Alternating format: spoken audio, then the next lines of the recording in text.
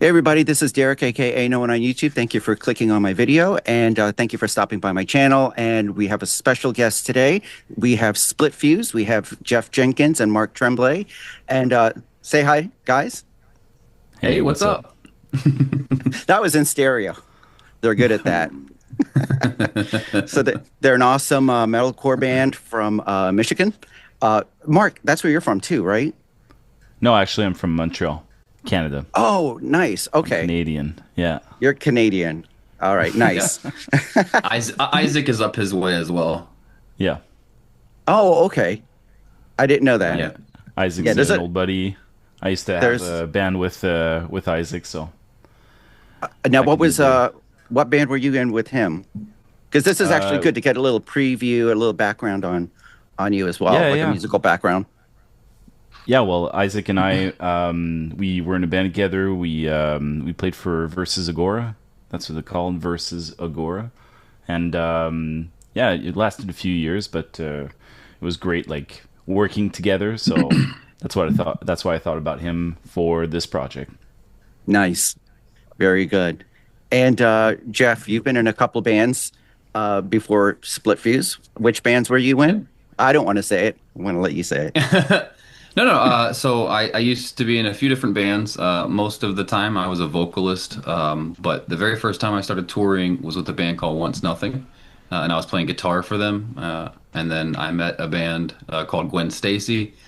I eventually became the singer for Gwen Stacy, or the screamer, technically. Our bass player did all the clean singing. Mm, After that, my wife and I started a metal band called Speed God, and I was the vocalist in that. And then I decided to go to school. And then after that, I met Marc, and we decided to start whatever you would call Splitfuse. Uh, I mean, like you just learned, I'm in Michigan. Marc and Isaac both are in Montreal, and it's like the ability to communicate easily these days allows us to have a project that's quite active, but actually, I don't even know how far of a drive we are from each other, Marc. I don't know I mean, what it's was it last time? Was it like 14 hours? It's a long it was way. it was something like that, yeah. wow. Yeah, that's quite a trip. So Yeah. really great that you guys have such a, great musical background, and then you guys got together and formed Splitfuse. And why don't you tell everybody like how Splitfuse came up? Because it was around 2019 or 2020 when the idea I'm came up, or when you guys. It was 2022, I think late 2022, Oh, okay. So right? this was after the Actually, I lockdowns. yeah, it was absolutely, yeah. There's so much to say about it, but Marc, please tell him about how we met and got started. Yeah, well, I don't know, during lockdown and before then, even I've always like shared guitar riffs and stuff on social media. So one day, usually I just post on my page and, that's it. But one day I just decided to share it with like a Facebook group. I can't remember which one, but yeah, it was the GGD Facebook group, and because that's what I was using, which is the the electronic e-drum Okay. MIDI drum there program. So yeah, I just decided to share it for fun, and it seemed to have caught a few eyes. But I just got a message from Geoff on Messenger right away, and he's like, "Hey, this is really cool. I'd love to put some vocals on it." Simply like that. He's like, "Is it okay?" I'm like, go ahead. That's cool. I've never had like this type of approach, and like it's been a while since I had music with, because my old band Versus Agora that I had with Isaac was just instrumental. Oh, okay. So I it's did been a not know that. while. I had another band before that called Bloodstained Memory, which was like the kind of right out of high school, that kind of band, like real old school metalcore, whatever. Yeah, dude. I like the Yeah, it was name. pretty cool. Yeah. Was it metalcore? Like, you know what I mean? The Oh smooth yeah, tear. no, never. All right, all right, all right, all right, all right. But we had vocals there. Even I'd say in Versus Agora we did have we tried out some vocals. We even went for two vocalists at one point. It never like caught on. We just had some issues along the way, just normal band stuff. Yeah. So it's after that we just released music instrumentally only, and it had been a while that I had a vocalist on my music, and I just like thought, hey, let's try it out. I'm open. And what happened after that? We just started talking and going back and forth, and I was kind of like, I don't know, it became collaborative right away. Hey, Jeff? Yeah, I mean, I feel like there was the, hey, is this something you're already using, in a project, or, like, what are you doing with this? Is there a whole song? Because I think whatever you had posted was like a 30-second clip or something. Yeah, just a riff. It wasn't Or a full maybe song. 2 riffs, yeah. Yeah, it wasn't a full song was the idea. It was a couple of ideas back to back, and it was so funny to me because when I saw the video first, the sound was off. And I'm a guitar player, so I have an idea of like where on fretboards I tend to live for heavy music and stuff. And this dude's just kicking it down in that zone. And then I could just see that he was doing a few things. I knew it was going to be kick ass before I even turned the volume on. But I turned the volume on, I was just like, yeah, of course. And then I go and I message him, and I'm just like, hey, is this in a song, or do you want to put it in a song or something like that? And I said, I would love to put vocals. I have an idea already for the part that you sent a video for.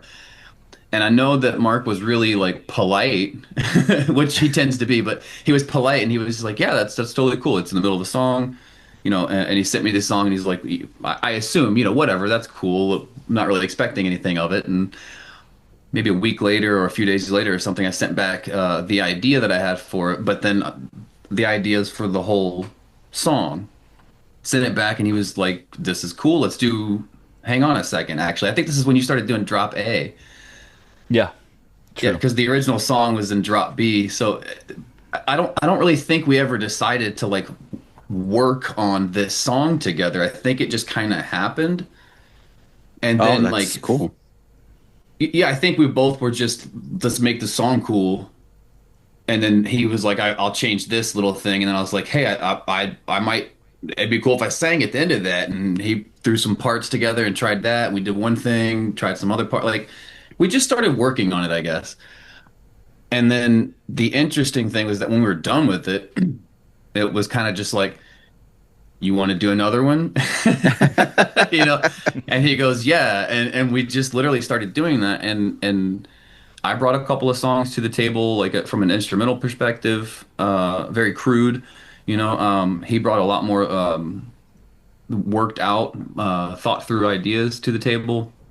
And so I think the whole first collection of songs that we have is really like a complete musical collaboration as much as it is like a guitar player and a vocalist. And so that's been like super interesting to kind of like to go back through with him and sort of like work on old riffs that I have. I know it's the same thing for you too, Marc, where, a lot of this stuff is old riffs you've had laying around waiting to do something with them. Absolutely. Yeah, it was laying around for a while. Yeah. What I find interesting, let me get like what you mean by, because you said that you heard the clip, right, of his guitar playing, but you said that you immediately had ideas. So when you said you had ideas, did you mean for a melody, like a vocal melody? Did you have lyrics in mind, or kind of a mixture of both? Like, did that just come to you? Lyrics and so first of all, it was the screaming part, not a singing part. Like, it was more of a breakdown, or maybe it wasn't the breakdown. Anyways, it was like a heavier part, right? Because it's in the song Polar. Well, it's in the song Polar Reflection. Polar That Reflection was my next is a question. heavier. So okay, Yeah. And no, man, like breakdowns and putting screaming vocals on them is my bread and butter. I mean, I love it. Like, people want pit calls and one-liners that you put on back of t-shirts. Like, I'm your guy.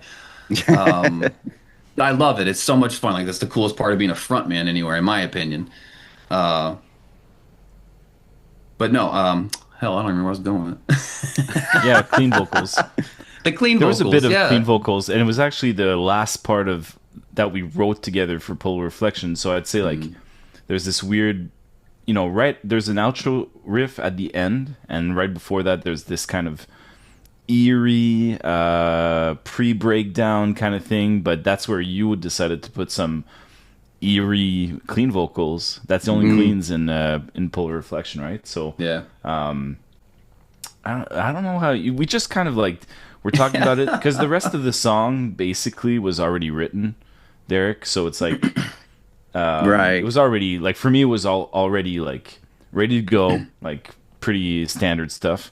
But working with him, it was kind of like, okay, let's see like what can we create together? What can we like add that's like ours together that I wouldn't be able to do without a vocalist, right?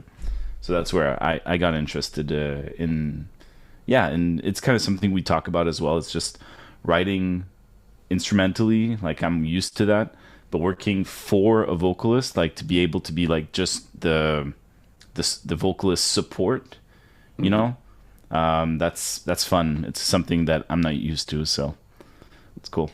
Well, it sounds like you guys have great chemistry, and you can definitely hear it in the music. And Jeff, you just said something about like one-liners, and I was thinking Yeah. maybe one day when you guys open up a merch store, like you can have some T-shirts that say like, I'm turning the world down. Or Oh, what's yeah. that? What's that very last line? That's because we're going to get into your new song, "Defy the Odds," but the very last line that it ends on. I can't stop. Just can't stop losing myself to the noise. Oh yes, I'm Yeah, losing yeah. myself to the noise. Yes, I and can't stop losing myself. I can't stop losing myself to the noise. Yeah. yeah, there's some great one-liners in the lyrics on that in that I song. think I'm super excited.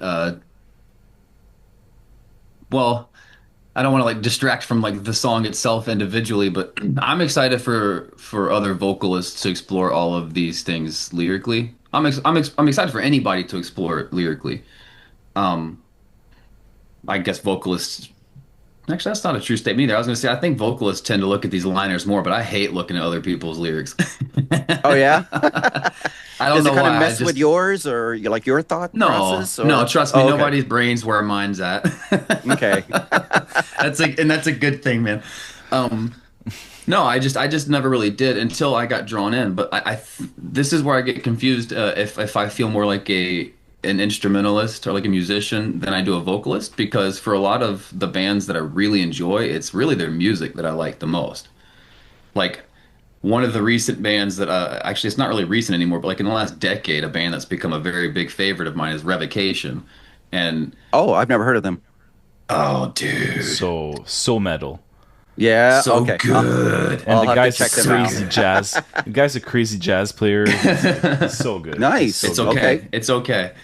Oh, it's awesome. But like it's absolutely the music that pulls me in. I think the only other way that like something will pull me in that's not vocal is like sort of more of the vibe that they put off. You listen to a band like I don't know, Low Hanging Fruit is like, Limp Bizkit or something, where I'm not sure that they're writing crazy complicated music theory based songs for people, but they are a hell of a lot of fun to listen to and watch.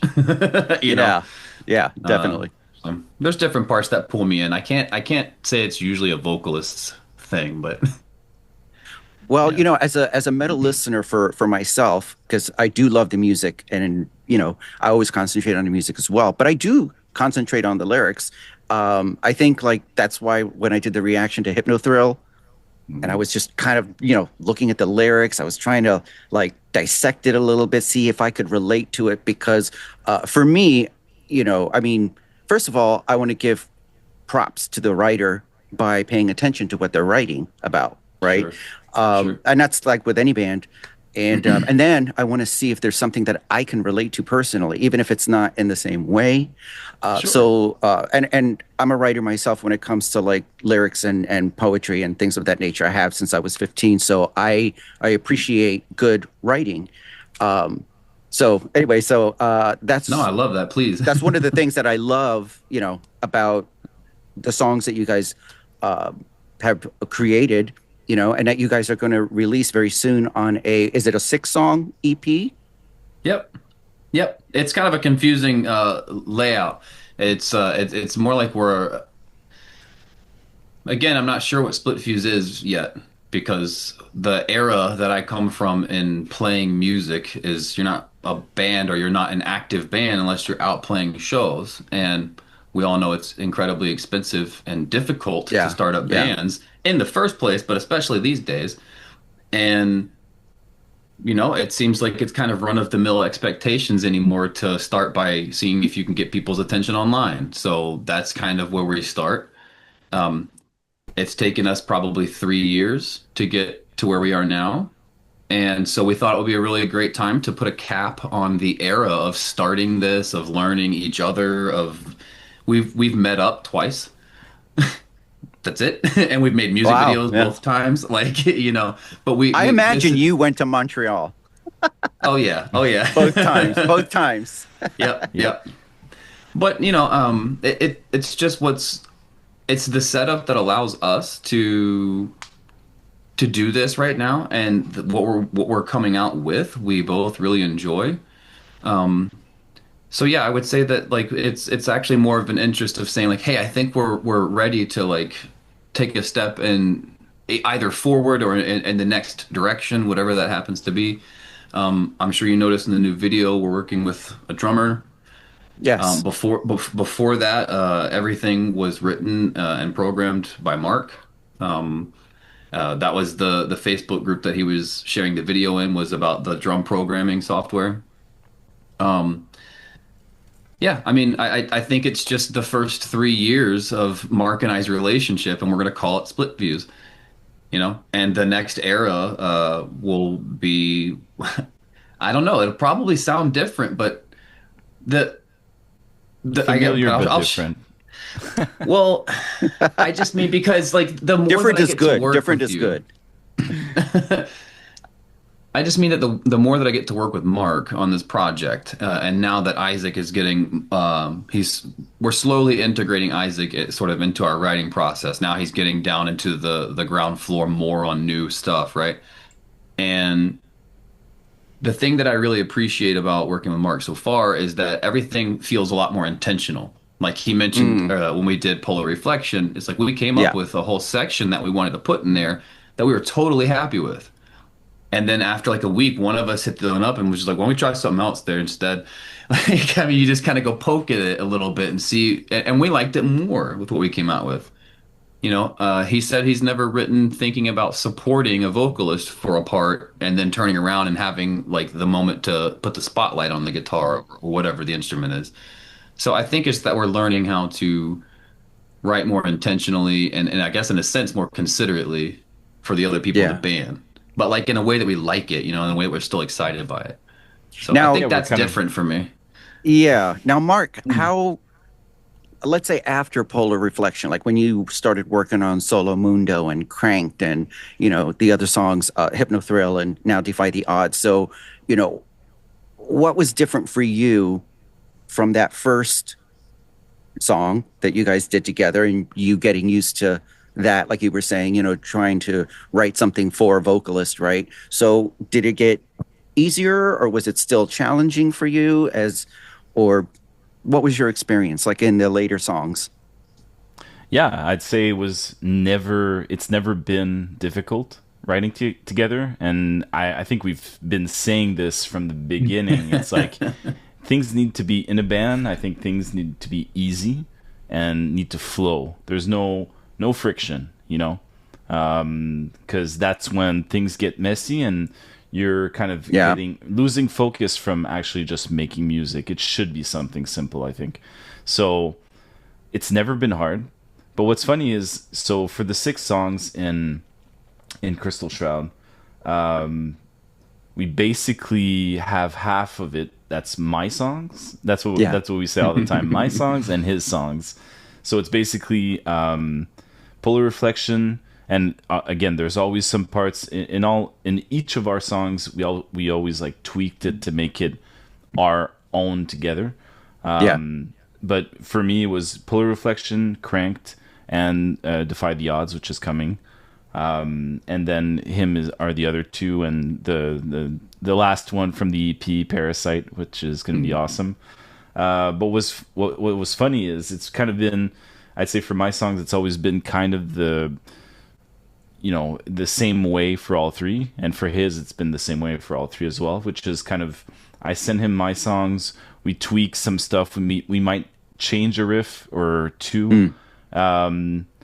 It could be just something that I realized that for a long time, after a long time, that it's like, oh yeah, this needs to change, or there's something needs to, like a vibe needs to kind of move a bit more, and to adapt to his vocals. So it's something that you realize he's recording some, some first tracks on it, and it's like, oh yeah, it does, it does need something here, kind of like just tweaking a bit. But the song that he sent me, it's always been I'd say a lot more vocally focused. So it's been more like background music, which is fine because all you need are chord progressions, right? You could do it on the piano. Like Sleep Token does it like that. Like it's just the singer playing on the piano, and then the band makes it like, the band that we know. So it's kind of the same thing. So Yeah. I always give myself a rule that I want to make it my own in terms of like the guitar work and even the drums. I kind of tweak it, but the challenge is to make small tweaks so that it stays like the essence remains the same, basically. Right. So I don't change the structure, but I'm gonna add details. I'm gonna add more tracks to elevate some parts, but also like maybe the guitar parts that he's gonna do, I'll be reworking it technically just to make it a bit more technical, just something that's more like things I do. So it's been an really interesting challenge to like rewrite those parts, and kind of it's barely rewriting. That's the thing. It's like just a thin layer of gloss. You know what I mean? Like just just elevating it. That's it. Well, the end results speak for themselves. So, and then speaking of progression too, because Geoff, when we were chatting, you were telling me that you always did harsh vocals and you never sung clean vocals in your previous bands, and I found that very interesting because I think you have amazing clean vocals. So, Thank you. What was the challenge, or was it a challenge for you to work on your clean vocals with this project? And to go back and forth. No. There's kind of like two parts of that answer. Like one, I'm still terrified of the idea of singing in front of anyone. Oh, Like, okay. I will go out and scream heavy metal and flick everybody off and get them to flick me off and stuff and have the best freaking time in front of 20, 30, 40,000 people and be very comfortable. Right. But as soon as I have to sing, for some reason, it just changes. So, I don't know if I sound dramatic, but like the Splitfuse has been quite a transformative process for me. Well, it kind of so sounds like it far. for both of you in different degrees. Yeah. Yeah. I mean, Absolutely. but like you mentioned earlier that that you're a writer yourself, and then you drew a differentiation between with lyrics and with poetry. And something that I've realized in the last several years is that like I think they're synonymous. Like if Yeah. you're writing lyrics, you're writing poetry. I mean, and I think that's awesome because now every gross heavy metal cheese it stuck in his belly button guy is a poet. Like I love Right. it, and the awesome chick out there that's doing the same, But, Exactly. yeah, but like so I can appreciate it from that perspective. But no, I mean, I've always written lyrical content on my own. And generally, I don't think that the other band members were that interested. I don't think it's like they didn't care. I just don't think it was like a high priority, right? It was a little bit different with Gwen Stacy because my bass player Brent was also singing in every song. So he and I were very actively involved in a lot of that together. But outside of that, I never had anybody get involved in that part.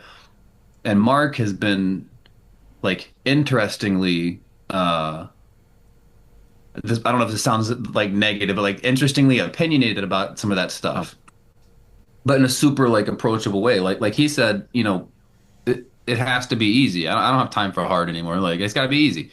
Like the process of making your art on your own, I think it can be just as hard as you want. But like bringing it together in this kind of a format, the way that he and I are, I feel like it shouldn't be difficult. And we tested that very quickly. I mean, I think the first time I did send vocals back, on Polar Reflection. I think the very first time he wrote back and he gave me, hey, can you actually change the vocal here in this section to do this? By the way, the rest is kick ass or something like what he had no problem being direct, which is rare in bands, Oh, in my experience.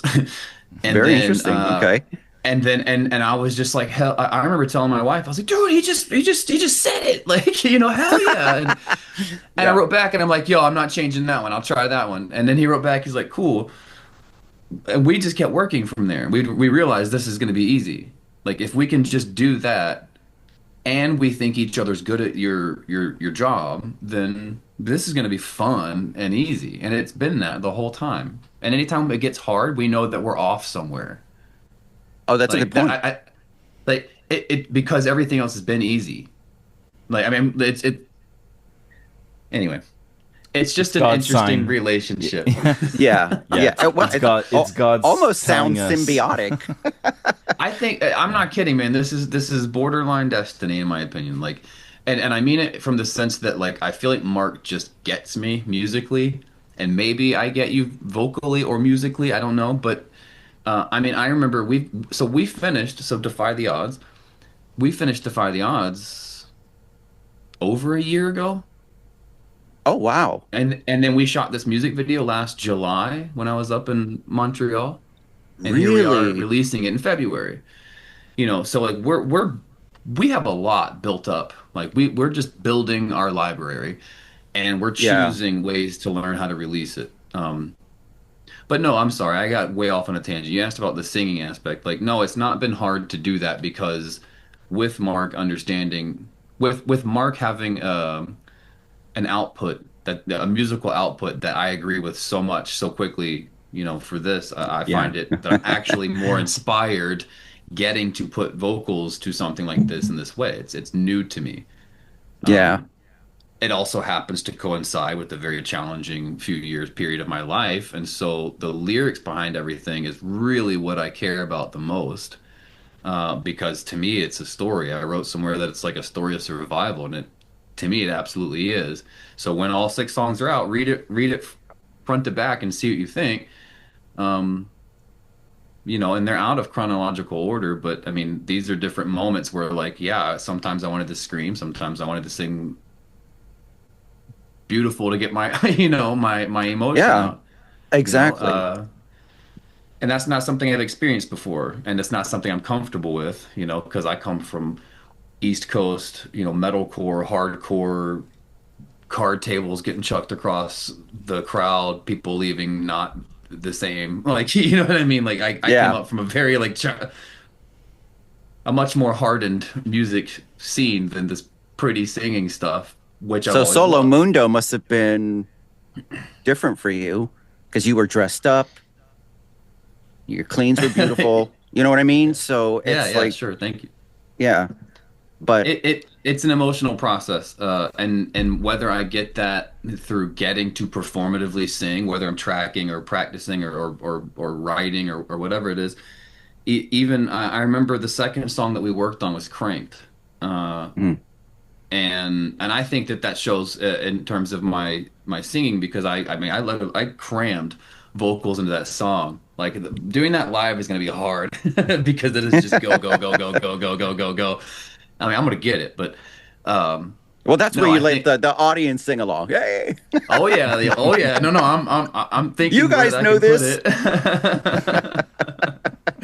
Yeah, you got to lean on the crowd, but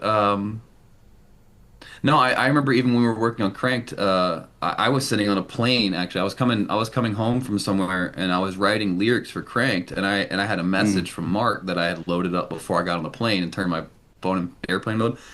And it was like a challenge to I don't remember if it was the challenge of writing something with like more of a positive, uplifting message, and not like he was saying I was being too negative, but he wanted me. He told me specifically. He was like, I want you to write something positive about yourself. Like I want you to like write about something that you're looking forward to, and like I mean literally that's therapy. You know what I mean? absolutely. I was just wondering when he said, Mark, when you said that. So were you thinking not just from a musician aspect, but maybe from the perspective of a friend of like, you know, you're delving into so many of these dark emotions, but maybe delve a little tiny bit and see the light that's in you.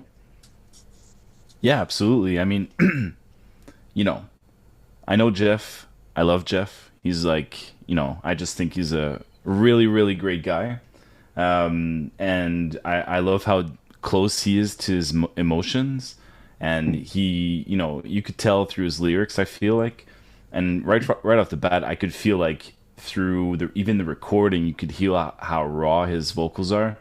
He's really close Oh to yeah. what he's writing about, you know what I mean? I mean, when So, he comes out with Cranked, he just like right out the gate. yeah, yeah. I think he channels that, those dark emotions, even for the recording, not just the lyrics, which is interesting. But Yeah.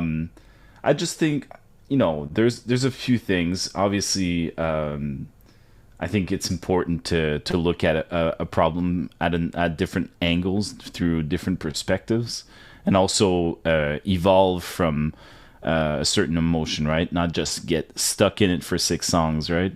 So I feel like, just trying to move the angle about the problem or the subject itself, Yeah. and just like even from a storytelling perspective for the audience or for somebody listening, it's good to have kind of a hope after, because it's very Yeah. everything that he writes about is very, very true, but there's also way more ways of saying it that's also true, right? So I felt like it was like, yeah, I felt like being a friend as well, just like it's something that I was like, I felt like he needed to try to push out, which, like you said, it's kind of like therapy, right? You're just trying to say, like, get out of Totally. my get. It's good to feel and be close to that. Like I said, those emotions, but like, you gotta kind of move your mindset a bit and move it around a bit and just try to see the whole thing, see the whole picture, and also not be too close to those very dark, Yeah. feelings. Because So yeah, songwriting is just journaling to music sometimes. yeah, Yeah, yeah. it I mean, feels from the very vocalist close. perspective, especially. Yeah, yeah. So as we're talking It about, oh, go ahead. I'm no, sorry. no, no. Oh, I was just saying that it felt very close, like what he was writing about in the first songs, and it just felt like, yeah, there's other ways to look at it, right, and try to push him towards that, which is, like I said, it's all true, like it's all Yeah. valid. Yeah. Because it all seemed to kind of escalate to Hypnothrill, right? You got to the point where I'm leaving the world now for eternity. Oh no, I'm turning the world down. I'm turning the world Yeah, down yeah. for eternity now. One liner Yeah. should be on a t-shirt. Maybe just leaving the world now and have like the planet on there. Um, I like it. yeah, but then now you guys are releasing Defy the Odds, and this is the opposite of that. So, Jeff, tell us a little bit about what you were going through when you were writing the lyrics to this song, because Hypnothrill was about wanting to just disappear. Just, I've had enough, right? I just want to Yeah, disappear and just not deal with this. Not saying that self harm was anything a part of that, but just sure, wanting the desire to just not be.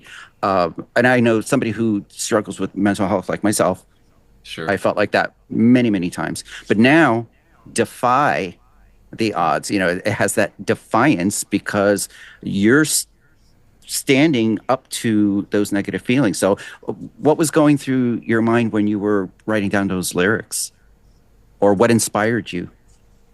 I mean, well, okay, how many songs do you think we've written, Mark, over the last 3 years? Or at least like good chunks of song ideas where I've given you lyrics. Maybe a dozen, Wow. Maybe, maybe 10, yeah, more some like 10, maybe, yeah, something around like 10. that. Something like that. Uh, Writing 10 songs in 3 years isn't really breaking speed records, right? But like Crystal Shroud's not really on a record cycle for me. It's not on a writing cycle. We're not signed. No one Right. said we got to do anything by a certain time. Like, Right.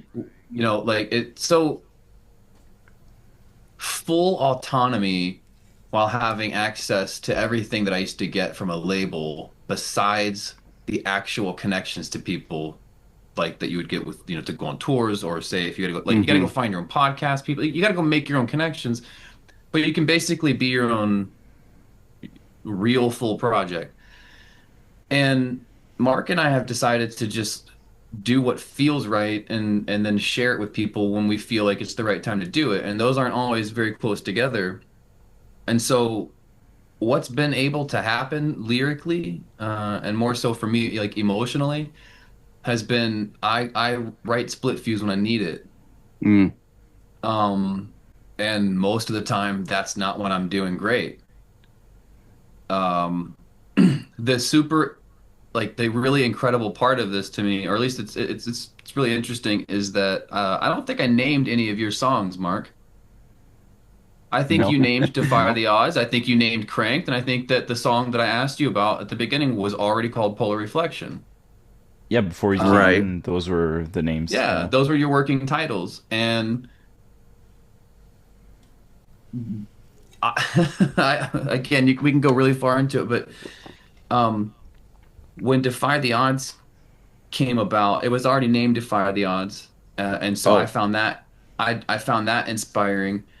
And I think when you gave it to me, it wasn't quite in the same configuration that it is now. And so it kind of started a little chaotic. And so when it's hard to get a start on a song, my motto is to just start. And so I literally think that like the first couple of lines of lyrics just kind of came out while I was behind Yeah. a microphone. Like the first two lines of the song, I think just came out. Like that's where my head was when I came to write Defy the Odds. It's instinct dragging me under the floor. Will I ever see a life worth Mm. searching for? That's like I having a bad day, man. Like, Yeah. you know what I mean? Yeah. But the song I want to work on, the parts that I found appealing are in this song called Defy the Odds. Okay. Okay, I have all this really negative, crummy space energy, and I have an amazing song that Mark already wrote, and it's called Defy the Odds. Like, you know what? I'll take the challenge. Like, and we go, and Nice. you're not getting it, And then something vocally will inspire him to change a riff here, and then he'll send it back, and it's like massaging the song into place. Um, yeah, what was I thinking? I mean, my big struggle with mental health was something called Mm. intrusive thoughts, which is what IT stands for, in that description. And there's a section of lyrics in Defy the Odds. It starts with sight washed, walled noises, and then it goes all the way Mm. through to where I like kind of growl end. Yes. And to me, that's like that's my artistic portrayal of what having the kind of intrusive thoughts that I was having felt like, you know. Um, and that's what I struggled with for a long time. So that song vocally, lyrically became about fighting against basically like what was the worst part of my experience, my negative experience with mental health and everything, and then can I stand up to that, right? Um, and I remember writing Mark at some point. I think it was well after we had probably even finished most of the lyrics. And I was just like, you know what? Like the song name really fits with this, actually. Like it feels like it's an anthem. Like if I just broke everybody's heart lyrically for four songs, like this is the cool one. And the final song is gonna be we're all middle fingered up, having a great time. We'll see you in a hot second. Like it's just chill. It's cool. Like I mean, yeah, I don't know what to say, man. I'm too close to this to say anything less about it. Like it is 100% transformation in Geoff from the time that we started this to the time that we get here. And the absolute best part about it to me is that Parasite, the last song we're going to put out, is literally the Right. first song I wrote coming back to writing any music. Really? Yeah. That's interesting. Yeah, because you were saying it's not chronological. So, Mm-mm. Very I can't say it's interesting. the oldest song because maybe like Defy the Odds or Crank riffs or something are older, but when I had like my period of mental health, I think started with basically having a bit of a mental breakdown later in 2022. And around that time, I started taking walks in the morning before the sun came up. And I wrote Parasite humming and tapping my thighs, walking out in the snow before the sun was up. Mm. And here we are, probably 3.5 years later, close to sharing it with people. And it's better than it was then, but like the lyrics and the vocals, I mean, they still just rip me apart every time I hear it. I mean, so I don't know what to say, man. Like it's like a blender of growth. I mean, that's what it feels Yeah. like. Hmm. I'm And wondering when you guys do release, I'm sorry, Crystal Shroud. Shrouded, Crystal Shroud. Okay. Crystal Shroud. Yeah, yeah. No, So, you're good, man. yeah, no, I have ADD. So, but anyways, uh, when you guys release that, if the majority of the songs take you on a journey from that darkness, and then, because we're going to focus on Defy the Odds right now, but since Defy the Odds kind of like ends on such a positive note, is that how you guys are going to put it on the CD, or you just haven't decided that yet? I think we're just because we're sort of capping this, like we've been releasing all of the music that we're gonna have on this EP. So you Yeah. don't need to buy the EP to have all the music. You know what I mean? Right, right. Um, this Except for is to support the band. well, and that's well, but that's the point of it. Is it's like Yeah. let's give a single source of what we've been up to for 3 years that someone can purchase, gives us a few bucks. You know, I don't know. I feel like that's kind of like the common exchange of goods between someone who makes music and someone who consumes it. Yeah. You know what I mean? Like, so for me, Yeah. it's like just make it available in a way that people want to listen to. If we can make cassettes, we'll make cassettes. If we can make vinyl, we'll make vinyl. I mean, Oh, that's I don't interesting. really Okay. Nice. like I don't really care about what it's on. I just want people to be able to hear it. And for us Bingo. right now, we're doing basically like a keep it simple, stupid model. And hey, if we can Yeah. put it on online, we can make some music videos when we get together and put them online and just enjoy each other's company and share it with people and they enjoy it. Then yeah, hell yeah. I mean, I feel like that's what we're Abs- up to. yeah, absolutely. So you guys, as you guys know, that I did a reaction because you guys shared the video with me privately. I did a reaction video to it. You guys saw it. How close was I when it came to like the colors, like the warm blues, when it had like the, because we're going to play a little clip of that for you guys out there. We're going to play a little clip, and that section where it's like has that warm blue where the song calms down a little bit, and then you start singing in your cleans, and you see the three of you with the Yeah. Splitfuse logo on your. I thought that was really, really awesome. But Yeah. then I don't want to give spoilers, but well, we're about to see the clip anyways. But when you reach out to the bottle and you pick it up and then you throw it, and then and then the reds was just great. And then just everything, that was flying around, it was chaos. And so I just loved how, even with the color schemes and with everything that was with lyrically and vocally and musically that was going, everything just fit and it was great. And you know what? Let's go ahead and let's watch this clip, and then we'll talk about it in 1 second. Sure. Sure to steal me away. I'm here again, falling from the bottom of the world within my hand. But in the end, how will I show that I finally let it go?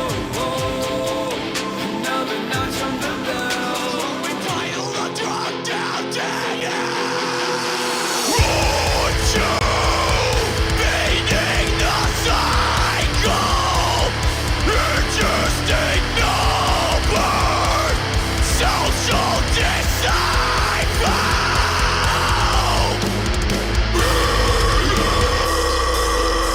right, so there you guys go. That was a little clip from Defy the Odds, the brand new single from Splitfuse that they're going to drop next week, February 6th. The reaction to it is going to be released on the 7th, the very next day. So what was going to, who came up with the concept for the video, like with the colors and with, you know, the symbolisms and all of that? Man, do you remember? I feel like it was the idea for the video kind of popped up from different inspirations. I think a lot of it, most of our videos, I think we've been just coming up with it per the location that we find. Yeah. You know, the use of colors, we've done that already. So we're kind of used to that with Cranked mostly. Yeah. You know, the place had that kind of that option, at least for that blue spot. There was like this nice overhead, like colored lighting. So we just decided to roll with that and use all the tools that we had available. So obviously all our videos, or most of it, even the future one with Parasite, we've been working with our buddy Chris Kells, who was the bassist for The Agonist. Okay, cool. And, Nice. If you know them, yeah. So I've known him for a really long time, and he's like a good friend of mine. And now he's a good friend of us because we've been working on like for 2 years together. Yeah. But that again, kind of the same thing. It's interesting because the way we do videos, it's always like very what do you call it? Like a small team. It's basically us and him. There's no team around him. So we kind of help out with like just the props and stuff. We just try to make everything happen together. So it's fun. It's again very easy. We kind of try to find ideas real quick, and for the idea with the colors, I mean I think it's just an easy way to what is it to like portray, I guess, or to represent, you know, the kind of flow of the song, right? Yeah. So in the blue part, the song's very, very, it's kind of like just very mellow. It has that little glitchy drums, kind of like, I don't know, maybe like beat, like a rap beat or something. But, and then the red part, obviously that's where it transitions, because that's kind of the thing about that song is we kind of go way low in terms of dynamics, in terms of like we kind of like almost go lo-fi, and from there we just ramp it up to 100, right? It's like from the most mellowest and like softest part of the song to the hardest part of the song, where the That's rest why is I kind love of like it. in the middle. The contrast. The contrast is so awesome. It's Yeah. probably only in a period of like 30 seconds, 25, 30 seconds, something like that. It goes from I mean, that's something that I'm a huge fan of actually with Marc and his work is I think that's dynamics is the word we'll use for that. And you know, his obsession in a healthy and fun way with dynamics has been like very enlightening to me, especially because I have been doing music for so long, but it's been I almost said it the wrong way. Like I said, this feels a lot more considerate for me as a vocalist, and I did get working with Brent from Gwen Stacy was very thoughtful and considerate lyrically and vocally as well. But that was like a team effort. Again, it's never been in a place where I'm the singer and the only one that's doing the singing. So to have kind of someone illuminate me on like, hey, you can still like things can blossom from all of this pavement you've laid. Yeah. You know what I mean? Like, it and across the whole EP too. But like, I think a great example, you know, by song is what you're talking about now with Defy the Odds. I mean, What a great song. yeah. I mean, you like guys it. saw. It's like at the end of my reaction when I was just kind of like, okay, guys, you know what? I'm going to turn my microphone off and I just want to watch it all the way through. You know, I don't want to analyze anything. I just, you know, I just want to. And then I think at the end of it, I was a little shook because I was like, oh yeah, I got to say something now because I was like, I was still in headbang mode, and I'm like, oh yeah, but I yeah, have it's to a tell you. Well, I have to tell you, it's interesting, and I love that you use the word shook, because I've only heard somebody say that something I handed them or showed them, that shook them twice, and I'm looking at both people that said yeah, it. And one of them is something you haven't that won't be on Crystal Shroud, but yeah, like these really make my dopamine receptors just happy. oh that's awesome.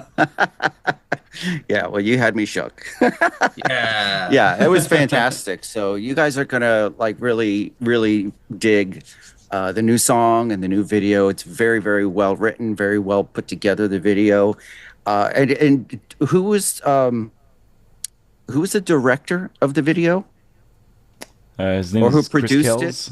it? Okay, Chris from the Kells, yeah. yeah from the He's the Agonist, bassist in the Agonist, yeah. the Agonist. Yeah, I that's do right. want to give him credit too, though. So like Marc said, and I know I mentioned, and I know I mentioned something like this too when we spoke last weekend, Derek. But what I'm also viewing Splitfuse as an experiment, especially the Hmm. aspect of doing anything together in person. So like getting together, I think the first time we got together, we were together for about 3.5 or 4 days, and we shot three Yeah, music videos. yeah, The second time, I think we did two, but we also had Isaac, so it was kind of a different process from that. But like, we're learning what's possible and what's feasible, how to make something work with what we're actually trying to do, not just that yeah. we're, sort of limited by what's available. I mean, you are, but there's a lot of options if you're creative and if you're willing to do things a little bit outside of the box. So, like Marc said, it's not we're skeleton crew. I mean, when we Mhm. did Defy the Odds, it was four people in the room all day, and three of them are in the music video. If there was help to be done off camera for something, we were doing it. Um, and so I guess I want to give props to Chris Kells though, because one of the things is because we keep working with him, he's sort of understanding not just what it's like to work with us, but sort of like what we're happy to get as a Right. product. What you guys are And about? so, Yeah. yeah, well, or what we might look good in or not look good in, right? And I think this time, Marc, I think we just said, hey, we found a really cool spot that we think might work for Defy the Odds. We wanted to have a number of shots available that we liked and for the parts in the song. And then Chris came back and I mean, he gave us a treatment talking about shots through the windows. And I mean, like, yeah, Chris did a He lot has with great ideas. yeah, well, I feel like he really got to pick up and shine in Defy the Odds and in Solo Mundo, Yeah, because absolutely. he got to be real creative with those, and he helped us get a lot of great stuff. Yeah, Chris is the man.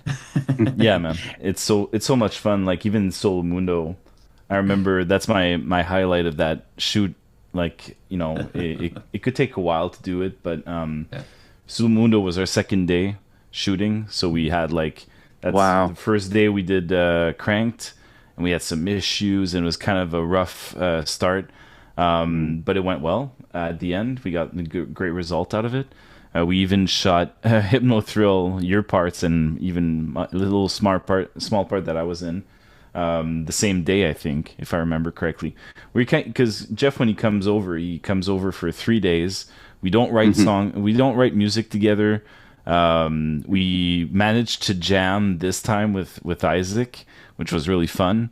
But we jam pack everything like those 4 days, Right. whatever, together. Right. It's just pretty funny. And so yeah, going back to like Solo Mundo, my highlight was like we were just like nonstop moving around, just like just nonstop getting a million different shots. And there's a lot of stuff we didn't even use. Like that's how much we got, and it was all great stuff. But at some point, he just stopped and he's like looking at us both, and he's like, "Hey, I'm having a lot of fun." So it's like it was cool because we were just figuring things out, kind Right. of getting to know the area, like the spot where the location where we were, and trying to find like cool shot ideas. I also did like, I'm used to working with the camera and stuff. So and even you, Jeff, you've had some great ideas yourself. So it's kind of fun. It's a really, really fun collaboration, which is kind of on par with our songwriting stuff. Like it's just like, hey, when you're in the flow, it was the same thing. It was cool. You're in the flow, but you're also like when you're aligned with the people that you're working with, there's hey man, we're all pumped now to sit here and make you look freaking cool right Yeah. now. Like rock out, do whatever, be dressed up and chill, whatever it is that you're doing. Like we're here to support you and help you be even better at that. And I feel like that's the only impression that I've ever gotten from working with Chris, from working with Marc, working with Isaac. I mean, nah, dude, Splitfuse is way too cool. It's way too cool. And let's give a little shout out and spotlight on Isaac for a few minutes too, because it just just to see a full band just leveled up the video and Defy the Odds. You guys are gonna love it.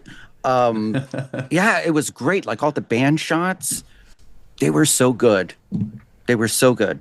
Thank you. It was just great to see all of you guys just jamming, and to see a drummer there. That was great. Yeah. So Yeah, I mean, you know, I just wanted to say that Isaac, he came to film Defy the Odds, the Defy the Odds. Hang on, let me get this out real quick. So Isaac started working with us before we actually put Hypnothrill out. Okay. And he got to help us work out a lot of different parts of the drums. I wouldn't say he did them from front to back, but like that's just kind of the point of entry where he came in, the timing. But with Defy the Odds, he had a lot more input on it, and with Parasite, he's also had a lot more input on it. So But when did he play on Hypnothrill? Yeah, Yes. Oh, he did play on that. Okay. Yep. on the Yeah. kit. So it's Okay. the programmed drums, but he was playing. We re-recorded him. Gotcha. Obviously, there's always going to be some tweaks afterwards. Sure. But there was a lot of his playing in there for sure. Awesome. He added Yeah, a I lot guess- of cool ideas that neither I or Jeff would be able to think about it. The kind of like the drummer aspect of it, and he does have his own language in terms of drumming, so it's really cool. He added some cool ideas in there. Yeah, it was really great. Like you saw me doing this when I was listening to the double kick pedals. I was like, yeah, it was great. Another aspect of Isaac that I love is that he's and correct me if I'm wrong here, Marc, but it's an elementary school music teacher. Wow. And so, I have young kids, so I have a little bit more heart. I was towards just gonna say he teaching our must young be a patient man.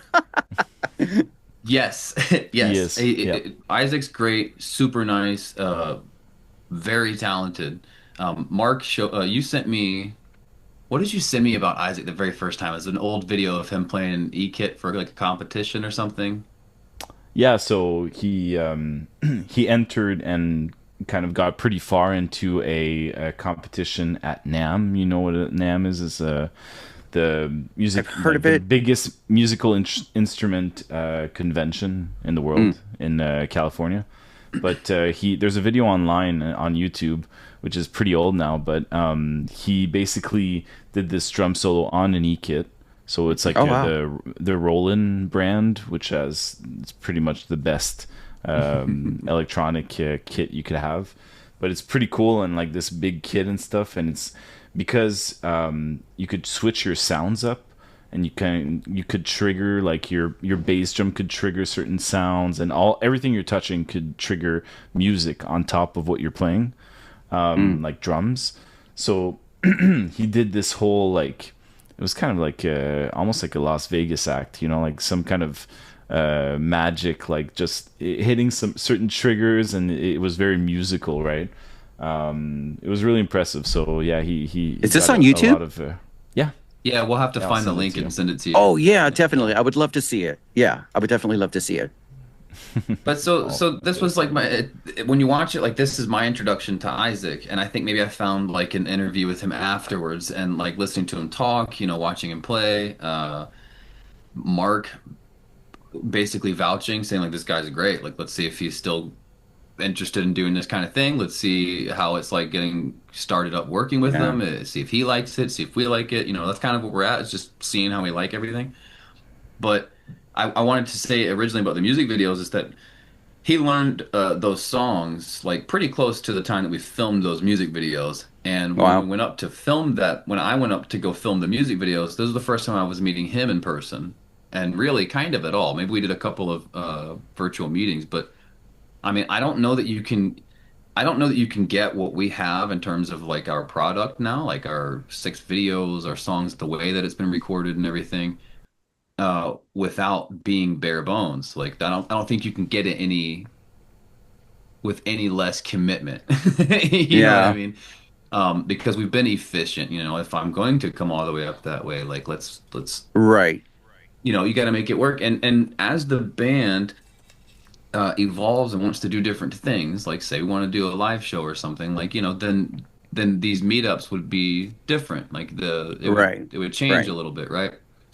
Um, but yeah, I mean, we record everything ourselves. Marc mixes and masters everything. Um, I mean, we make the music, we make the music videos, and we even run our socials and everything ourselves. I mean, we're trying to learn what a band's like in 2026 here, Yeah. right? I mean, you guys truly are like DIY when it comes to a band. No, what did we change Absolutely. it to? It was do it ourselves Oh, I like that even better. because we picked. That's not mine. That's not mine. It was a business course. I'm a nerd, man. Like, so I watched this whole long YouTube series of videos from Stanford Business School, and I cannot remember the professor's name, but it was his. And so I don't want to steal it, but I thought it made so much sense because at first I heard it and I was like, nah, dude, I've been on a label. Screw that, you know. Right. And then I went, wait. I don't think that's what he's saying. Like, it's like, no, find your people, make your team, treat them well, makes everything downstream of you just doing the thing that you love, which is writing the song, easy and enjoyable.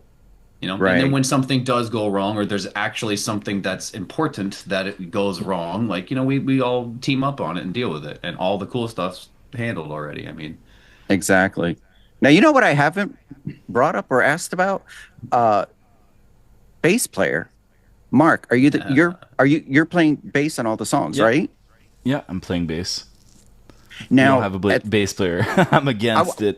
yeah. Oh, okay. Because oh, you're not that was against it. I'm not against it. I'm not against it. well, It's well, just a you joke. know, probably like right now where you guys are at, you've got you don't really need it, right? But like let's say sometime in the future, like Geoff is talking about, like perhaps there may be some live performances. I mean, obviously you would probably need to get a bassist or a fill-in or something, right? So but I guess Not that's like, necessarily true. huh? That's not necessarily true. I mean, like, how many bands do you go see live where, let's say, they again, low-hanging fruit is vocals, you know, the singer's singing and there's a backtrack of harmonies, you know. That's true. That's true. You you have to, I think you got to decide sort of how you want to represent what you've created, right? Yeah. Lincoln Park has been in the news a lot in the last year or two, and I remember whenever their one guitar player, I cannot remember his name, but I think they made it a big deal out of when he said, "I'm not going to tour with Lincoln Park anymore," right? But in the same interview, he made a comment where he was just like, "I still really love building the live show with them," and I'd literally never heard anybody say build a live show. Wow. And I think around the same time, Marc was really getting me into sort of the what I think is the idea behind 21 Pilots. And so kind of this whole concept of like, hey, we've started making something that's easy for us to make that we really, really enjoy. Let's make that our little golden egg here for a little while. Let's put stuff around it and see if it complements it. If it doesn't, then find something else or go from there. But for us, it's that's all we've been doing. So like the fact that we're working with Chris is not a convenience. It's because Chris gets us, and we enjoy working with Chris. You know, Chris Yeah. Kells. Same thing with Isaac. Like, you know, Isaac's gonna come in. If he's not digging putting drums to it, I wanted to just be like, you know, hey, I don't want to do it now. You know, Yeah. and vice versa. But again, I want to work on music that way as well. It doesn't have to be like you're here or you're not. It's, hey Jeff, can you put emphasis on the next beat instead of this beat? Yup. Do it, send it back, see what everybody thinks, you know? Yeah. Yeah. It's, man, I can't get over how easy this feels compared to old projects. I really can't. But to give you an example for bassists, so you must probably know Periphery. You know them? Is it a You know the band? Periphery? Periphery? I No? may have heard something from them, but Okay. probably didn't know it was them, or Okay. So because it sounds very familiar. Yeah, it's a pretty big gen band. So basically, you know, I've always been a big fan of them for sure. And their producer is their bassist. His name is Oh, Nolly. okay. Pretty well known around like in that scene. And so basically, he lives in the UK. The whole band is in the US, but they've always worked together. Like even today, they're always writing together, and he's the one that's producing everybody. But That's it's always interesting. kind of Again, two different countries. Yeah. yeah, and pretty far Actually, away. it's three now. Actually, their guitar player, Marc, lives in Spain Yes, yes. Oh, now. wow. I think I saw him living in Spain. Yeah, so- España. well, they're all spread out. My understanding of Periphery specifically is that they all started around DC, and now they're all in different places. Like, anyway, Yeah, so around the bass players. Baltimore. Yeah, exactly. And even like California. one's in Misha is in California, Jake is in New York, I think. So they're all spread out. But you know, they get together. The guitarists actually get to one guitarist's place in the US. They record everything and then they send all the tracks to Nolly in UK. And he's the one that does everything. He might even do the drums, maybe. I don't remember. But basically, he got really popular in producing. So he produced like Cool. Bleed From Within's latest album. Like he did Architects at some point. He did a few Wow. pretty big projects. And he's great. His stuff sounds really good. But I think he realized pretty early on that he wanted to stay home. He doesn't want to tour. So he just said, I'm not touring, but I'm staying the bassist and I'm producing. So there's like that half deal. But whenever you see Periphery live, there's never a bassist. But you're hearing bass. Interesting. Yeah, Wow, that's where okay. I wanted to get to. Okay. So I'll have to check out some of their live clips. It's cool. It's great. But just the point is, like, I'm open. I think I think like just like the music we're doing, like the videos we're doing, I think a lot of it is based off the foundation is good relationships. You have to have like a great relationship with somebody. So I'm always open to if we find the right fit and everything makes sense and I like the person. I mean that's great. But that's important. We're not like I don't think we're tied to the idea that we need a bassist and that basically we're able to get around it if we need to. Obviously, it'd be great if we were, you know, two guitarists and a bassist and all that stuff. But see, I don't even know about that, Marc. Like that. Yeah. That's what's so cool about this project. We've had the conversation that the heavy stuff you just saw in sorry to point at you, the heavy stuff in Defy the Odds versus the clean I love you, give me love or give me war, Solomundo stuff is like this. There's a spectrum of I don't know if it's a spectrum of genres or if it's like just some sort of an interesting blend of a few. But like, I don't know what the next song's gonna sound like. The beginning of Hypnothrill starts with a sample of a sitar. Like, I'm not planning on having a sitar player. Right. You know, and I don't think Right. anybody would find it weird.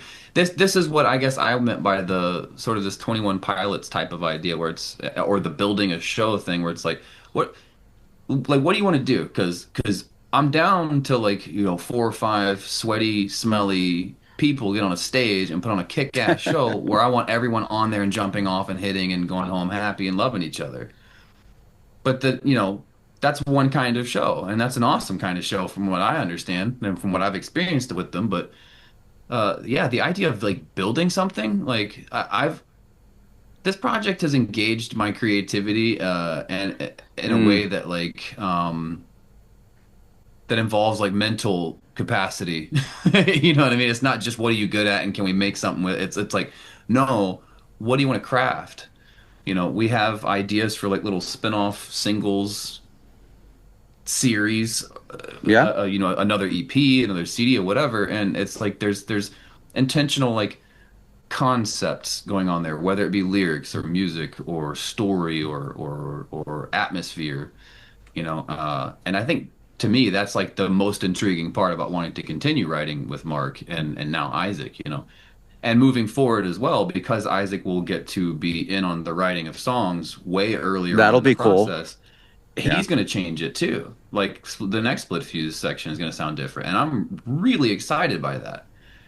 I mean, so I don't know. I don't know if two guitars and a bass player would ever be our thing or not. Maybe it is. Maybe we need a harp. I don't know. Like, I mean, there's plenty of, you know, three-piece bands out there, you know, that work. And I don't know if you've heard of The Warning. You know, they're three sisters, actually, three young ladies from Mexico, and think so. it's a three-piece band, and they're extremely popular and very talented. What You are know, they you and I, they're called The Warning. the Warning. Yeah, I know The them. Warning. I've heard their Oh, songs. okay. It's Okay. Yeah. awesome. But it's a three-piece band. You know, there's just a bassist, a drummer, and the guitarist, and the vocalist is the guitarist, you know. Yeah. And then, of course, you and I, Geoff, the other day, we were talking about Green Day. You said you don't know a lot of their music, but you said you had a friend that That's did. Brent, my old singer from Okay. Gwen Stacy. Yeah. Yeah. I was actually listening to Green Day the other day. But, I mean, you know, and sometimes they've brought on extra musicians to play certain parts. But, yeah, I mean, you could totally do it as a three-piece. It's Yeah, I not think necessary that- to have a fourth or fifth person. No, Fifth dude, might I mean, even be too many, you know? No, I mean I'll have 20 people in the band if that's what we want to use.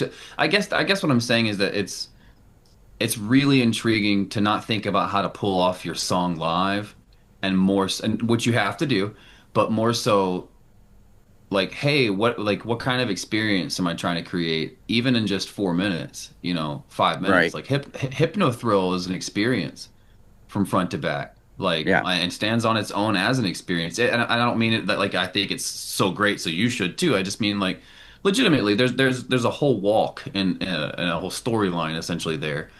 Yeah. And again, I just don't feel like I've ever had my brain turned on so much to like making, I don't know, this level of art with music and with Marc and Isaac. I mean, yeah, it's cool. It's really intriguing to me, despite having been doing music for most of 20 years already. It feels like it's a new thing altogether. And yet it's all you. It's you, it's Marc, and now it's Isaac. So it's not like you're trying to find yourself. This is you. This is I mean, Geoff in actually- 2026. I guess, man. I think I am, though. I mean, I think that's what's. Like I said, I've never sang for anybody else. I'm scared to sing. Didn't know if I could. That's not true. I knew I could sing. Like I'm goofing off. I knew I could hit notes. And I had an inclination. My dad sings. His whole family sing. My mom's got a singing voice. Like I mean, I knew something was there, but like I never had an Yeah. interest in pursuing it. And so like I've had to every single time I you know step in front of a microphone, just even if I'm just here at my own studio space Right. alone, I'm still scared to just start singing. You know, I had my first experience crying while recording vocals ever working on a Splitfuse song, singing. Wow. That's Very not out either. interesting. That one's not going to be on Crystal Shroud either. Yeah, but like, I've cried over all of them. But no, I'm just saying, like committing this much to the project, at least as much as I feel like I'm committing to it, like has already been rewarding in the way that it's made me feel. Like I feel like if anybody ever says that they wrote a song because they got to get something out, I really feel like we did that 6 times here. Like I really That's do feel awesome. that. That's awesome. Yeah, it's been cathartic for sure. Yeah, And we've so- had plenty of ideas go across the table that we've either shelved for later. It's like that's not Splitfuse, or that's not what we want to be Splitfuse, you know. And they're great songs, but like I think we're already doing what I think I want to do for us if we switch to a live modality. Like, Nice. yeah, I think you guys have worked so well together in the past few years that, yeah, I think it's just opening up like so many options and avenues now, creatively speaking, right? Sure. Sure. So I'm looking forward to like whatever you guys are going to be doing, you know, from here on out, and especially, yeah, definitely. And you know, it's so funny. No plans, but you know what's funny? Because when you were saying that, do it ourselves, right? And I just thought to myself, that spells Dio, D-I-O. Dio. How metal Time to is go. that? Hell yeah. It spells man. Dio. That's funny. I didn't think about that. Rainbow in the dark. No, You know what I'm saying? Like, I love it, man. that's like freaking awesome. Yeah, I love the idea that we're finding our crew. I think one thing that I've heard a lot about the band Meshuggah is that they have had a lot of the same crew, like the road crew, for decades, and that they are like, this is our family. We're taking care of you. We're giving you good pay. You have benefits. You're like you're taken care of, and you Yeah. take care of us. Like we win together. And I'm kind of like growing up, you know, you didn't find it hard to go holler back at somebody when you got your boys with you, right? Like, you know, I think that's kind of how this is though, for real. Like, you know, it's freaking war to get your band noticed, you know, and that's if you're even good, you know. I mean, Yeah. so it's like, you know, or if the right person that you want to work with thinks that you're good anyway. So, you know, I want my people to win, and I'm very happy to go through a process to identify those people. Yeah. Well, thank you, Geoff. Thank you, Marc, Well, hang for on now. hanging I out wanted to with me. ask And, you. oh, Hang on, I wanted to ask you a question. there's a question for moi? Yeah, Okay. man. Like, well, I want to know why are you doing this? Why are you interested in doing reaction videos? And then what makes you want to interview artists as well? Nice question. Well, I started doing this because, I mean, honestly, it was for an income because I have some health issues. So physically wise, I couldn't do some of the work that I was doing a few years ago. And then I was working for somebody like for the past few years, and that just didn't work out. So then I was like, I already had this YouTube channel. I just didn't really do much with it. And I had like, you know, like maybe 400 subscribers or something like that. And then I was like, well, maybe I can do something with this. So then I was just kind of like, you know what, let me start, because I love music, you know, and I'm like, I would love to just, you know, I don't want to do like a reaction where I'm going to watch this. And then I watched it and I'm like, oh, that was great. And then, you know, the video's done. I'm like, you know, you're not reacting to it. A little bit. I want to get into the mind of the writer. I want to, you know, experience the music, and maybe point out something that I hear or something like that. So once I started it, and I started slow. I started it slow, and then I don't know. It was just kind of like even Mike Cottle from Cottle Brothers Music, which by the way I did an interview with them too. You know, Mike was just kind of shout out to Mike. And to Phil. Yeah. But, you know, Mike was just kind of like, bro, he's like, you're getting like 1,000 subscribers per month. And I'm like, I know, it's crazy. So it just kind of like started building, you know, and then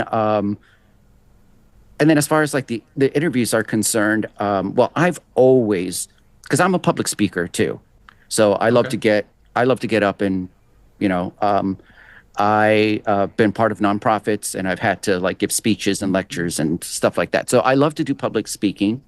I'm sure you can tell that I'm. Yeah, I was gonna say it seems obvious. Doesn't know how to shut up. No. No, it's great. I'm awesome. well, yeah. I'm not shy. I'm very external, but yeah, to say the least. But I do. I like to. It's just part of my personality, really. You know, like even like years ago when I used to be a bartender or I used to wait tables, like, you know, I was so good at it because, Sorry, that's what it is. You've got bartender energy out the ass, man. That's what it is. Or maybe a barber. I could see that. Yeah, and it's. Sorry, go ahead. Sorry. Yeah, no, because I was, you know, I was good at it. You know, it's like because I can shoot the, you know what, with everybody and pour the drinks and make them nice and strong, get everybody nice and tipsy, and of course you got to be responsible. Oh, yeah. I don't do the whole, when the manager's not looking, I might pour a little extra in there. Okay, I'd come back to see you for sure. Yeah, tipping Absolutely. big. Yeah, that's it. Nice. That's it. And so Nice. I always had my peeps that would come back and like that would see me. And sometimes it would follow me from restaurant to restaurant, so I Sure. would have like my own little clan here in town that would, where's Derek working at now? But Sure. so I take that aspect of my personality, and that's why, I want to do this, and who knows where this could take me, like, a couple of years from now, maybe out of my bedroom, and it take me somewhere Hey, else. man. And Eh, I would love it. I mean, I love in doing this. podcasting, well, like in podcasting world, Joe Rogan started in his basement. Yeah. Everybody knows the Rogan podcast. I mean, Yes. yeah, is Yeah. it Billie Eilish that got famous off of a record she made on her bedroom? Really? On her bed? Yeah, I think she had a little whatever in her bedroom and Huh. made this record that became, Billie That's freaking crazy. Eilish. That's Yeah, crazy. so I mean, like you really don't ever know where it's going to come from. Yeah, you really don't. And I that's why I wanted to ask you why you're doing this stuff, because it's like Mm. it seems like you just enjoy Oh, it's fun. I talking definitely about enjoy it. yeah, Yeah. like and Well, and I so love connecting with people too. yeah, I love connecting. I love learning about people, which is why I You can delve tell. a little bit deeper into like the music videos or whatever, because I want to see, like, where's this coming from? What can I Sure. learn from it, and how can I relate to it? And then even if I can't relate to something, because honestly, I'll react to like certain artists, and they may not be the artists that I'm going to listen to in my car when I'm driving, but I can always find something about the artist that I can relate to or learn from. We can all learn from each Sure. other because we're all human. Sure. And, that's the whole purpose of this journey of life, right? Is to Yeah. make connections and, Yep. see, now you got me talking. Now I can't shut up. No, I know, but I like hearing But- it, because like I said, I want to see people win at things that they just enjoy doing and are actually good at. I mean, because I think you can be good at something and obviously hate it, but when somebody actually enjoys what they're working on, even if there's aspects that are like, okay, fine. I don't know, something about that just lights me up, because it's like, man, I feel like this is what a human living their life is supposed to be like. You That's know what I mean? awesome. Like, Yeah. yeah. So like, if you ever get to do that, or at least something else allows you to continue doing it, like, I think it's really a sweet thing. And for me, that's what Splitfuse is right now. Right. It's like it's a very beautiful thing that I get to do, that Mark and I have found a way to do more than just out of each other's recording spaces, 14 hours apart, 10 hours apart, whatever it is. And it's working, and so I love it. Like, you're in Florida, you're in Montreal, I'm in Michigan. Like, Isn't that there's three- crazy? Yeah. There's three Yeah. different Crazy weather triangle. systems, like, Yeah. But this all feels normal as well. I mean, Oh, it really totally. does. Yeah. Yeah. So I don't know. I'm excited. Like I said, the last time I was like involved in the industry of music, full time, I was in Gwen Stacy, and we disbanded in late 2010. Oh, After wow. that, the Speed God thing. Yeah. So I hadn't really been like in the industry, and I don't know that I would say I'm in the industry now, but like it's changed a lot. Oh, in 16 man. years. We were Yes, just it talking has. about how long it's been since Dio passed, and Yeah. that's the last year that I remember playing music on a tour, right? And so getting back into it this way, it's like it's genuinely new territory. Everything that I used to need a label for is a la carte now. So the we Yeah. do it ourselves thing is it means something different now. It's not just a mindset shift. It is that, but it's you can do it differently. So it's a totally different world, and Yeah. we're just exploring ways that we can create cool stuff to share with people, Yeah. in a way that works for us. That's awesome. Absolutely. And we love it. We appreciate it. So thank you so much for your hard work. And it's Thank you, and it's Derek. therapeutic. And it's therapeutic too, right? So Yeah. that's Yeah. fantastic. So I do want to say that the last song we'll have out is going to be on March 12th. It's Parasite, and at that point in time is when we're going to consider Crystal Shroud is released, and we're going to open a merch store at that point in time. Oh, that's So it'll gonna be- t-shirts and hoodies. that's gonna be and a stuff. Yep. I'm gonna get a Yeah, t-shirt. Yeah. So we're working on that now. We designed everything ourselves. We're putting the merch store together ourselves. We're gonna Dio. be using Yeah, dude. Well, we're gonna work with print on demand services to get started and see Nice. how it works. And I'm hoping that if somebody orders anything and it sucks, that they'll hit me up so that we can send them a new thing that doesn't suck, and that they can also know not to work on that with that provider anymore. So again, it's Yeah. an experiment.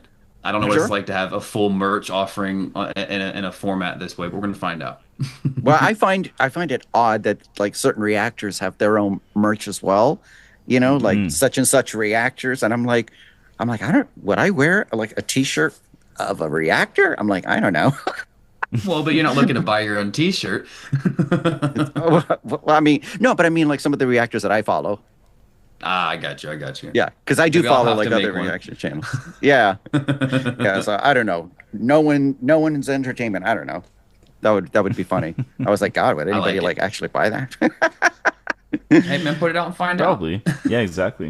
What's there's nothing to lose. Yeah. What's funny is that I went by the name No One for many, many years on the internet because that was just my way of not having people find me on the internet. I just and ironically now That's how You're they find found. you. You've been found. now I have followers from like Indonesia, Russia, the Philippines, Germany, Eastern Europe, because there's a lot of artists from like those areas and so it's like, I'm like, oh, somebody in the Philippines and Indonesia knows my my face and my It's name. amazing. So I guess I'm not no one after all.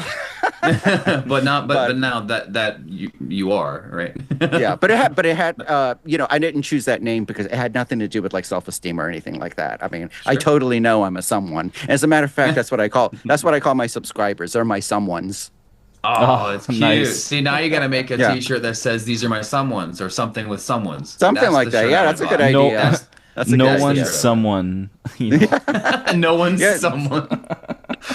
Dude, It's there's your awesome. shirt. I'll make you a design and send it over. It'll be great. Okay, that sounds good. Hell yeah, man. No one's someone's. You gotta get me one. No now. one someone's. Yeah, very, very awesome. So thanks guys. Mark, it was really, really great chatting with you because this was the first time, so Absolutely. I look forward to doing this anytime you guys want to hop on and just say hey. Heck And yeah. maybe one time we can get Isaac involved. So I was gonna say, Yeah. I think we can try to get Isaac around sometime for the next one. Yeah, I'm sure you'd be down. Yeah, of course. we're inviting you, Isaac. Isaac. In the hizzle. But so thank Hey, you Derek, so really, much man, for thanks taking for- out the time. Yeah, absolutely. This was Yeah, so thanks. great. I really, really appreciate it, and really looking forward to next weekend. And everybody, after you watch this interview and watch the little clips that are going to be released throughout the week, in anticipation of what's going to be dropped on Friday. So remember, February 6th, Splitfuse is going to drop their song and video, brand new song and video for Defy the Odds. Make sure that you stay tuned. Are you guys going to be premiering it? Yeah. Didn't plan on it. Are we doing that, Mark? Yeah. At midnight. I mean, so please we didn't talk about it, but I think that's Okay, That's, so that's where it's please- set at. go onto Splitfuse's channel. The link is going to be in my description. Go on their channel, hit subscribe, and then go on their videos, watch them, hit like, hit subscribe. Well, I already said hit subscribe, but hit like, and also leave comments. That's really going to help their algorithm. Also, in this reaction, well, this isn't a reaction, but in this interview, if you enjoyed it, make sure that you press a like, subscribe to my channel if you're not already, press the notification bell so you'll be notified when I put up a video. Also, leave comments in the comment section down below. That's going to help the YouTube algorithm. So thank you so much, everybody, for watching. Geoff, Marc, it was a pleasure. Thank you so much for taking the time out away from your families and be able to jump on and do this amazing interview. So I really appreciate it. Thank you. Yeah, thanks for having us. We really appreciate it, Derek. Absolutely. All right. So everybody, rock on and rock hard.